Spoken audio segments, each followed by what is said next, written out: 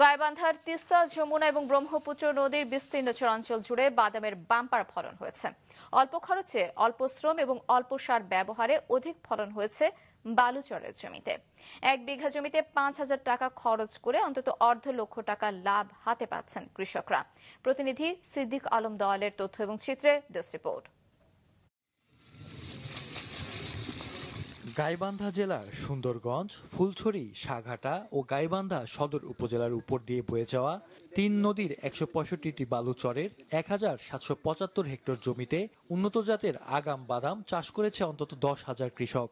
ইতিমধ্যে শুরু হয়েছে বাদাম তোলা ও বিক্রির কাজ। কৃষকরা জানান, 1 বিঘা জমিতে 5,000 টাকা খরচ করে 20 মণ পর্যন্ত বাদাম তুলতে পারছেন তারা। বাজারে বাদামের দামও বর্তমানে ভালো থাকায় শুকনো বাদাম মণ প্রতি 4,000 টাকা দরে বেচাকেনা হচ্ছে। এতে কম খরচে অধিক লাভের মুখ দেখছেন চাষিরা। কৃষি অফিস থেকে বীজ দিছে, এটা আমরা আবাদ করছি। এখন অন্য বছর তো আবাদ করি নাকি, এবার প্রথম করছি। 2 বিঘা জমি লাগাইছি, মানে খরচ হয়েছে 10 থেকে 12,000 টাকা। কাঁচা বাদাম 2,000 টাকা মণ, 1500 টাকা মণ বেচা কিনে হয়েছে এবার। আর শুকাইলি গেলে মনে করেন 4,000-5,000 টাকা মণ বেচা যায়। বালু মাটি দেখে আমরা বাদামের আবাদটা বেশি হয়, তো সেই কারণে আমরা বাদামের আবাদ করি। এই মাটিতে বাদাম করলে লাভ বেশি হয়, ফলনও বেশি হয়। মনে করেন যে ভালো হইলে হারে আমরা নিজেরা করলে 5 থেকে 20 মণ পর্যন্ত হয়। কৃষি বিভাগ জানায়, গাইবান্ধার চরাঞ্চল বাদাম চাষের জন্য উপযোগী, ফলে এবছর বাদামের বাম্পার ফলন হয়েছে।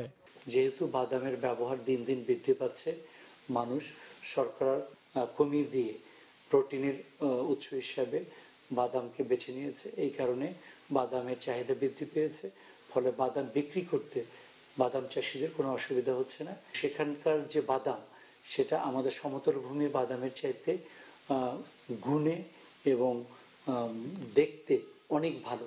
আমরা আশা করছি যে গাইবান্ধা জেলাতে আরও বাদাম চাষ বৃদ্ধি পাবে। বাদাম তুলে শুধু রোদে শুকিয়ে অনেকদিন সংরক্ষণ করা যায়, তাছাড়া বাদাম বিক্রিও করা যায় সারা বছর ধরে। মাহফুজুল হাসান, মাছরাঙা নিউজ ডেস্ক। সারা দেশের সঙ্গে একযোগে যশোরেও চলছে ভোটার তালিকা হালনাগাদ কার্যক্রম। তবে জন্ম সনদের অভাবে কার্যক্রম ব্যাহত হচ্ছে বলে অভিযোগ করেছেন তথ্য সংগ্রহকারীরা। তাদের অভিযোগ, জন্ম সনদের অভাবে সঠিক তথ্য সংগ্রহ করতে বিপাকে পড়ছেন। এক্ষেত্রে যাদের জন্ম সনদ নেই, তাদের ক্ষেত্রে অনুমানের উপর নির্ভর করে বয়স এবং অন্যান্য তথ্য দিয়ে কার্যক্রম চালিয়ে নিতে হবে।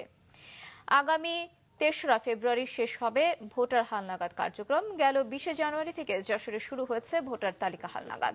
বাড়ি বাড়ি গিয়ে এই কার্যক্রম চালাচ্ছেন 1009 জন তথ্য সংগ্রহকারী। সার্টিফিকেট নিয়েছে, সবকিছু ঠিকঠাক ভাবে এনেছে এবং 46 ধরনের তথ্য সংগ্রহ করেছে।